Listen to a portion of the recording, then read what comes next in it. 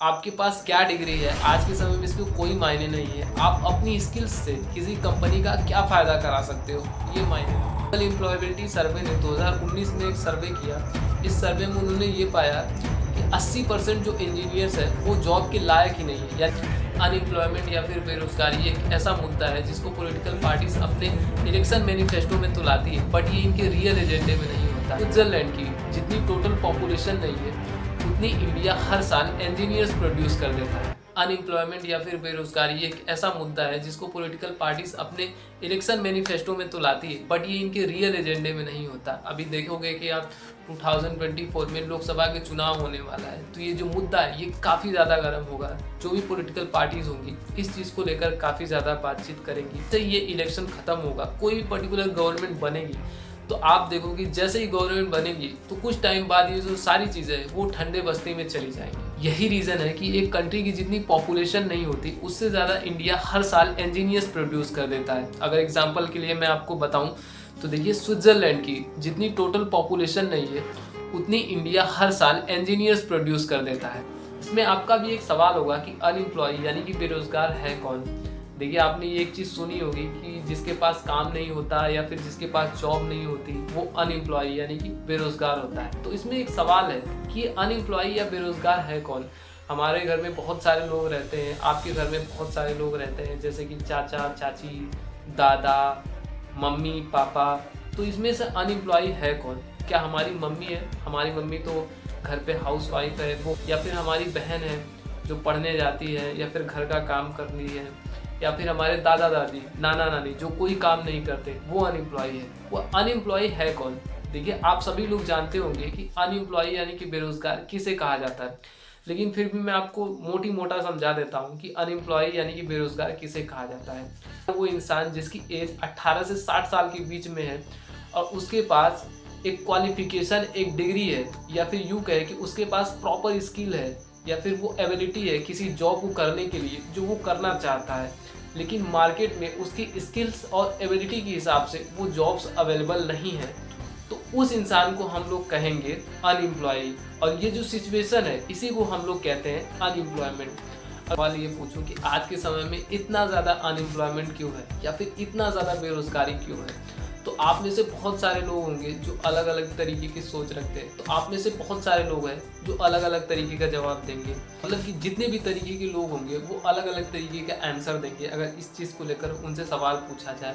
But इसके बारे में एक्सपर्ट्स और जो ऑर्गेनाइजेशंस हैं उनका क्या कहना है, चलिए थोड़ा सा इनसे समझते हैं। 2017 में वर्ल्ड बैंक की सीनियर इकोनॉमिस्ट इंदिरा संतोष ने बीबीसी के एक इंटरव्यू में बताया कि आज के समय में ऑटोमेशन, ग्लोबलाइजेशन और शहरीकरण की वजह से भी जो जॉब्स है वो बहुत ही तेज़ी से जा रही है। बीबीसी की एक रिपोर्ट के हिसाब से इंडिया की जो इकोनॉमी है उसमें 9.3% का जो कंट्रीब्यूशन है वो आईटी सेक्टर का है। लेकिन हैरानी की बात इसमें यह है कि इसमें सिर्फ 3.7 मिलियन लोग ही। बैंक के आंकड़े भी ये कहते हैं कि इंडिया में 68% जो जॉब है उन पे ऑटोमेशन का खतरा है, वो मंडरा रहा है। जो मैंने अनएम्प्लॉयमेंट का ये जो डेटा दिया है, जो रेशियो दिया है, इसके अलावा भी कुछ कड़वे सच है अगर जिसके बारे में मैं आपको बताऊं तो हो सकता है आप हर्ट हो जाए। एनुअल एम्प्लॉयबिलिटी सर्वे ने 2019 में एक सर्वे किया।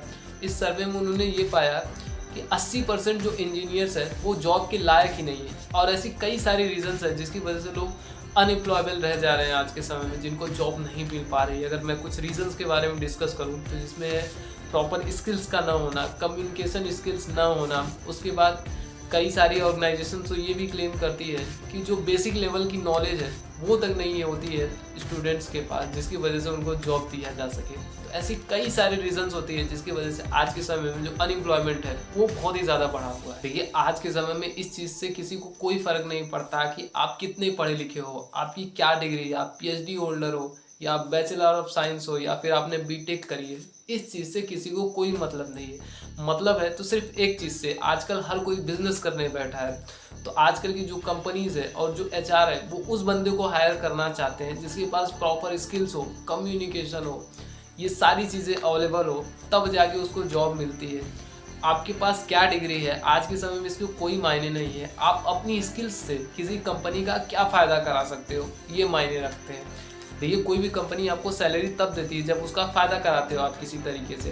तो सीधा सा मतलब ये होता है कि आप अगर उसको 1 लाख रुपए कमा कर दोगे तब जाकर वो आपको 10,000 की सैलरी देंगे। जब आप अपनी स्किल्स की वजह से उनका करोड़ों का फायदा कराओगे, तब जाके वो आपको 1 लाख रुपए सैलरी देंगे।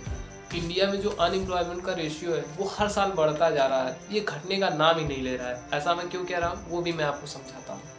देखिए, centre for monitoring Indian economy के अनुसार 2020 और 2023 में जो अनएम्प्लॉयमेंट रेट था वो सबसे ज़्यादा था। 2020 और 2023 में 8% से भी ज़्यादा अनएम्प्लॉयमेंट का रेट था।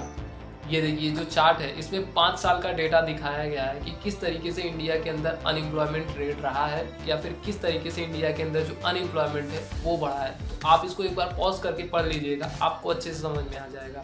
देखिए, जो अनएम्प्लॉयमेंट वाला मुद्दा है इसको लेकर काफ़ी ज़्यादा डिबेट चलती रहती है। पार्लियामेंट से लेकर गली नुक्कड़ तक लोग अनएम्प्लॉयमेंट को लेकर डिबेट करते रहते हैं। अब इस चक्कर में जो स्टूडेंट्स हैं खाली वो पीसते रहते हैं कि आज के समय में लोग ज़्यादा से ज़्यादा सोचते हैं, ज़्यादा से ज़्यादा तैयारी करते हैं, ज़्यादा से ज़्यादा पढ़ाई करते हैं कि आज के समय में अगर कोई सरकारी नौकरी मिल जाए तो लाइफ जो है वो सेट हो जाएगी। लेकिन आज के समय में चीज़ें ऐसी ऐसी हो गई है कि आप सुनते होंगे, आए दिन आप सुनते होंगे या हर साल आप सुनते होंगे कि कोई भी पेपर है वो लीक हो जा रहा है। मतलब कि स्टूडेंट हर साल इतनी ज़्यादा तैयारी कर रहे हैं, एक साल 2 साल, न जाने कितने कितने घंटे पढ़ाई कर रहे हैं, लेकिन एट लास्ट ये पता चलता है कि पेपर लीक हो गए या फिर और कोई इशू हो गया, पेपर रद्द हो गया, जिसकी वजह से कई लोग तो अपनी जान तक देते थे। अभी आप करंट सिचुएशन की मैं बात करूँ तो अभी पिछले कुछ ही दिनों पहले ब्रिजेश पाल नाम के एक लड़के थे जिन्होंने इसलिए सुसाइड कर लिया क्योंकि पेपर जो था यूपी कांस्टेबल भर्ती परीक्षा का वो लीक हो गया, जिसकी वजह से ब्रिजेश पाल जो थे वो सुसाइड कर लिया उन्होंने।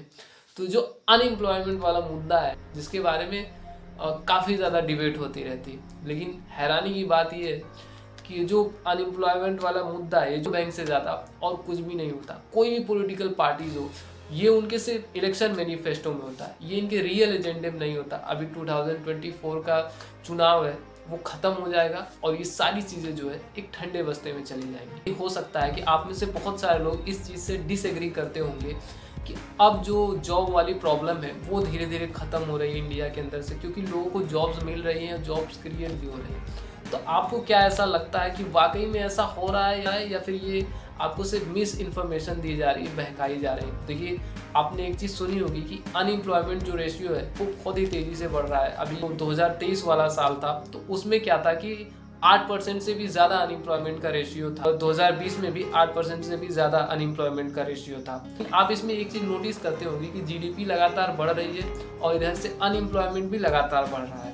ये देखिए, एक जादू है, ये एक मैजिक है जो इंडिया के अलावा और किसी भी कंट्री में नहीं होता। ऐसा मैं क्यों कह रहा हूँ वो भी मैं आपको समझा देता हूँ। आप इसमें एक चीज़ बोलोगे कि जीडीपी बढ़ रही है, अनएम्प्लॉयमेंट बढ़ रहा है, तो इसका क्या लॉजिक हुआ? सपोज करिए कि आपने एक छोटी सी कंपनी खोली है और वो कंपनी आपने किसी जगह पे खोली है, जो एक रूम है उसमें आप कंपनी को चलाते हो। तो आपने सिर्फ 2 मशीनें रखी हुई हैं, तो आप अपने फैमिली मेम्बर के साथ काम कर रहे हो।